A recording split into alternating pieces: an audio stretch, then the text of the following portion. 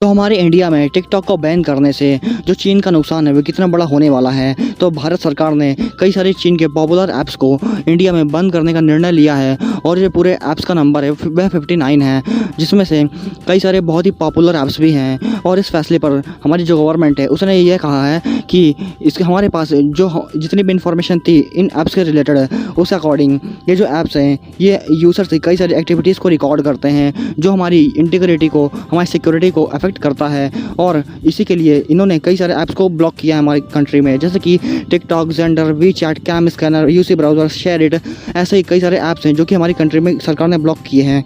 और अब सवाल है कि इनसे चीन को कितना नुकसान होगा। तो सिर्फ टिकटॉक की बात करते हैं तो सबसे ज़्यादा पॉपुलर ऐप्स है जो उसमें टिकटॉक जैसी ऐप्स थी। इन ऐप्स के लिए हमारा जो भारत है एक ये बहुत ही बड़ा बाजार था, जिसके सहारे बाइटाडांस जैसी बड़ी कंपनियां, फेसबुक जैसी कंपनियों को टक्कर देने का सपना देख रही थी। और कुछ ही सालों में टिकटॉक ने भारत पर अपनी बहुत ही पकड़ मजबूत कर ली थी और करोड़ों मोबाइल्स में ऐप डाउनलोड होने से टिकटॉक खूब कमाई भी करने लगा था। और अक्टूबर से दिसंबर 2019 के बीच महज 3 सालों में इस ऐप ने कंपनी को 25 करोड़ तक का रेवेन्यू जनरेट करके दिया था, जबकि इस साल जुलाई से सितंबर के बीच कंपनी 100 करोड़ रुपए का रेवेन्यू जनरेट करने का एक लक्ष्य रखा था।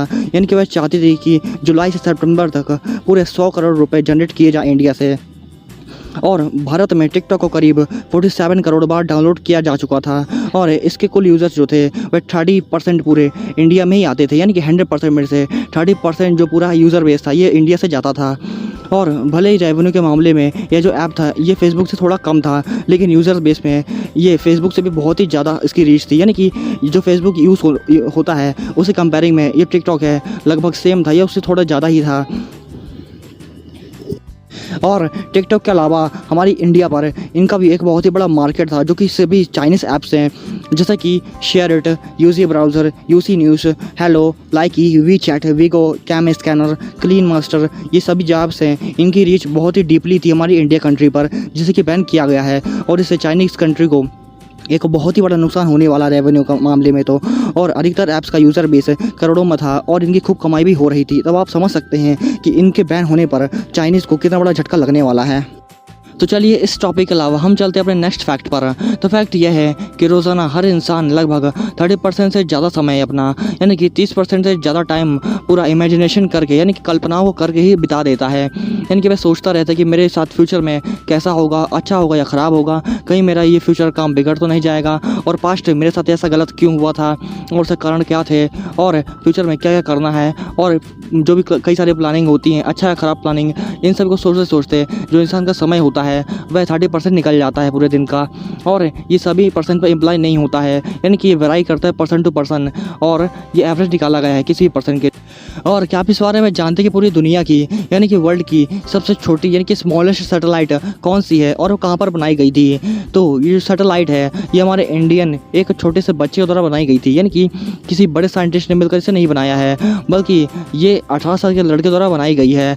और इसका जो नाम है सैटेलाइट का, यह है कलाम सैट सैटेलाइट, और ये पूरी दुनिया की सबसे छोटी सैटेलाइट है। और इसका जो वेट है ये सिर्फ 64 ग्राम्स का है ना, बहुत ही अजीब बात। और क्या आप इस बारे में जानती है अगर कोई भी पर्सन एरोप्लेन में ट्रैवल करता है और अगर वहाँ पर खाना खाता है तो उसका जो स्वाद होता है, यानी कि जो टेस्ट होता है फूड का, वह बिल्कुल ही कम हो जाता है। यानी कि वहाँ पर खाना बिल्कुल ही अच्छा नहीं लगता है। तो ऐसा क्यों होता है? अगर आप में से किसी ने भी ट्रैवल किया हुआ एरोप्लेन में तो इस बारे में जानते हो कि वहाँ पर जो स्वाद होता है फूड का वह कम हो जाता है। तो ऐसा क्यों होता है? तो इसका कारण यह होता है मेन कि इतनी हाइट पर आपको सूंघने और स्वाद लेने की जो कैपेसिटी होती है 50% तक, यानी पूरी 50% तक कम हो जाती है। और ऐसा हवा में जो प्रेशर का चेंजेस होता है उसके वजह से होता है। और इसका एक मेन कारण यह भी होता है कि वहाँ पर जो मॉइस्चर लेवल होता है, यानी कि नमी का लेवल जो होता है वह कम हो जाता है, जिसकी वजह से ओवरऑल जो आपका स्वाद होता है मुँह का वह बिगड़ जाता है, जिसकी वजह से वहाँ पर खाना बिल्कुल भी अच्छा नहीं लगता है। और इंडिया का एक बर्ड है, यानी कि एक पक्षी है जिसका नाम हरियल है। और ये जो बर्ड है ये अपनी लाइफ टाइम में, यानी कि पूरी ज़िंदगी में कभी भी ज़मीन पर पैर नहीं रखता है। यानी कि इसकी पूरी ज़िंदगी में ये कभी भी एक बार भी धरती पर नहीं उतरता है और ये हमेशा पेड़ से पेड़ ही ट्रैवल करता है। यानी कि ये कभी भी ज़मीन पर नहीं उतरेगा, ऊपर ही ऊपर कहीं पर बैठ जाएगा, पर ये ज़मीन पर कभी नहीं बैठता है। और ये जो फैक्ट है ये एक बहुत ही वियर्ड फैक्ट है। तो फैक्ट यह है कि जो कौवे होते हैं, यानी कि जो क्राउस होते हैं, जिनको आप सभी लोग जानते ही होंगे, वह किसी भी पर्सन का, यानी कि कोई भी इंसान हो, उसका वह चेहरा यानी कि फेस याद रख लेते हैं कि वो पर्सन कौन सा था जिससे कि मैंने मीट किया था, यानी कि जिसको मैंने देखा था। और वह दूसरे कौवे को, जो कि उसका रिलेटिव होता है, जिसे वो पहचानते हैं, उससे वह आपके चेहरे के बारे में बताते हैं, यानी कि जिसका भी उन्होंने फेस देखा होगा वह उसका फेस ज़रूर बताएंगे अपने दोस्त से। ऐसा इंसानों में तो पाया जाता था, बट ये कौवे में पाया जाता है। ये एक बहुत ही अजीब बात है। आपने कभी इस बारे में सोचा भी नहीं होगा, जो कौवे होते हैं वे एक दूसरे से बातें करते हैं और किसी का फेस भी बताते हैं, है ना? ये बहुत ही अजीब फैक्ट। और जो दवाइयाँ होती हैं, यानी कि जो मेडिसिन होती हैं, उन्हें लेने के बाद जस्ट तुरंत बाद ही आपको अंगूरों को नहीं खाना चाहिए, यानी कि अंगूर को बिल्कुल भी नहीं लेना चाहिए। तो ऐसा क्यों होता है? इसका क्या कारण है? तो ऐसा इसलिए होता है क्योंकि अगर आप अंगूर लेते हैं जस्ट मेडिसिन के बाद, तो उसके बाद अगर आपके अंगूर पेट में जाता है तो वह पॉइजन में कन्वर्ट हो सकता है, यानी कि वह जहर भी आपके पेट में बन सकता है, जिसकी वजह से डेथ होने की भी पॉसिबिलिटी होती है, यानी कि कोई पर्सन मर भी सकता है। इसीलिए कोई भी अगर आप दवाई खाते हैं तो उसके बाद जस्ट अंगूर नहीं लेना चाहिए। हो सकता है कि वह कोई रिएक्ट कर दे और वह आपके पेट में नुकसान कर दे। और क्या आप इस बारे में जानते हैं कि अगर आप स्पीड में टाइपिंग कर रहे हैं, यानी कि आप पूरी ध्यान से अगर टाइपिंग को कर रहे हैं, तो उस समय जो आपकी सांस लेने की जो स्पीड होती है वह थोड़ी तेज़ हो जाती है। आपने शायद कभी भी नोटिस नहीं किया होगा, क्योंकि उस समय जो आपका पूरा ध्यान होता है वह टाइपिंग पर होता है।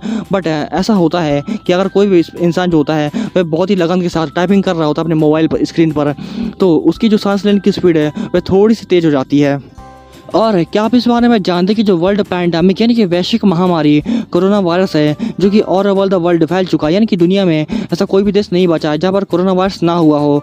तो जो कोरोना वायरस है दुनिया में सबसे पहले किस इंसान को हुआ था, यानी कि ऐसा इंसान जो कि इस बीमारी की चपेट में आकर सबसे पहले उसने अपनी जान गंवाई थी, ऐसा कौन सा इंसान था?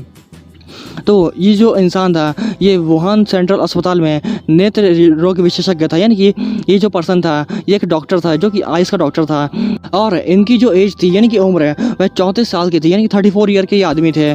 और इनका नाम ली मनालिंग था। और इन्होंने कोरोना वायरस की जानकारी, यानी कि इन्फॉर्मेशन सबसे पहले अपने डिपार्टमेंट को दी थी, लेकिन उनके जितने भी दावे थे उन्होंने सबको खारिज कर दिया, यानी कि ऐसा बोला कि ऐसी कोई भी बीमारी हमारे देश में नहीं है, इनकी चाइना में ऐसी कोई बीमारी नहीं है, उन्होंने ऐसा बोला था। और उसके बाद इस वायरस के चलते उनकी मौत हो गई थी, यानी कि पूरी दुनिया में सबसे पहली मौत जो हुई थी वह इनकी ही मानी जाती है। बट सबसे पहले कोरोना वायरस किसको हुआ था ये एक्जेक्ट बताना मुश्किल है, क्योंकि जितनी भी इन्फॉर्मेशन कोरोना वायरस की मिली है उसमें यही पता लगा पाए हैं लोग कि जो सबसे पहले डेथ हुई थी वह इनकी ही हुई थी। बट ये किसके द्वारा इन्फेक्टेड हुए ये बता पाना मुश्किल है।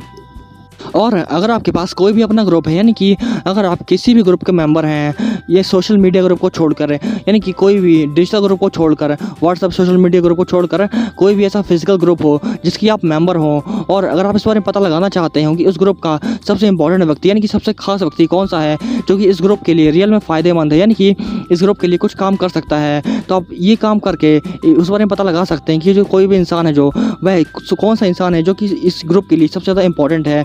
तो इसके लिए आपको सभी पर्सन को देखना होगा और एक चीज़ नोटिस करनी होगी कि जो कोई भी ऐसा पर्सन हो जो कि इंटेलिजेंट हो, यानी कि वह मेंटली बहुत ही स्ट्रांग हो, यानी कि वीक ना हो, तो ये आपको देखना पड़ेगा। और वह नोटिस करना पड़ेगा उसकी जो फिजिकल एक्टिविटी, यानी कि उसके जो हाथ पैर चलने की स्पीड है वह कितनी कम है, और जो सबसे कम हलचल कर रहा होगा, यानी कि जिसकी फिजिकल एक्टिविटी बहुत ही कम होगी, जो कि अपनी हाथ पैर को सबसे शांत करके रखा होगा, वही उस ग्रुप का सबसे इंपॉर्टेंट व्यक्ति है, जो कि बहुत ही ज़्यादा सोच सकता है। ये उनके लिए एप्लीकेबल नहीं होता है जो कि किसी भी काम करने के लिए आगे नहीं आते हैं, यानी कि ऐसे इंसान जो किसी भी काम करने के लिए बहुत ही शांत हो जाते हैं, ये उनके लिए अप्लाई नहीं होता है, बल्कि ये उनके लिए है जो कि बहुत ही इंटेलिजेंट होते हैं और समय पड़ने पर ही बोलते हैं, ये उनके लिए अप्लाई होता है। और इस काम को करने से आप ये पता लगा पाएंगे कि हमारे ग्रुप में सबसे इंटेलिजेंट पर्सन कौन सा है। और जो space x, Tesla Motors, Neuralink, PayPal, solar city और हाइपरलूप जैसी बड़ी बड़ी कंपनियों के मालिक हैं, उन्होंने अपने जो बच्चे का नाम रखा है वह XAE-A12 रखा है, यानी कि ऐसा अजीब प्रकार का नाम उन्होंने रखा हुआ है अपने बेबी के लिए। और क्या आप इस बारे में जानते हैं कि जो जापान कंट्री है वहाँ पर भी एक पूरी रामायण बनाई गई है, यानी कि श्री राम के ऊपर एक पूरी स्टोरी बनाई गई है जिसका जो नाम है the legend of Prince Ram है। और उसमें जो श्री राम की जो आवाज़ है वे दुनिया की सबसे मशहूर सीरीज़ ब्रेकिंग बैंड के एक्टर जो हैं ब्रायन क्रैस्टन की थी, ये उनके द्वारा बनाया गया है, यानी कि सबसे महंगे एक्टर के द्वारा उनकी आवाज़ ली गई थी इस सीरीज़ में। और ये जो फैक्ट है ये रियली में एक बहुत ही गजब का फैक्ट है। तो फैक्ट ये है कि आप इस बारे में क्या सोचते हैं कि सबसे पहले जो ट्रेन का इंजन था उसका इन्वेंशन किया गया था या सबसे पहले साइकिल था उसको इन्वेंट किया गया था।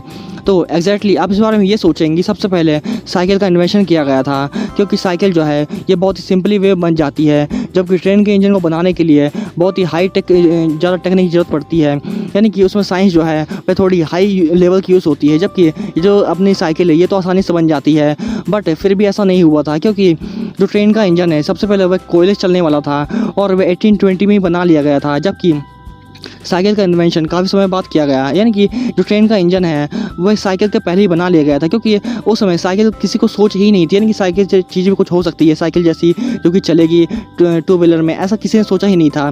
तो उस समय जो ट्रेन का इंजन था वही पहले बनाया गया था और उसके बाद साइकिल को बनाया गया था।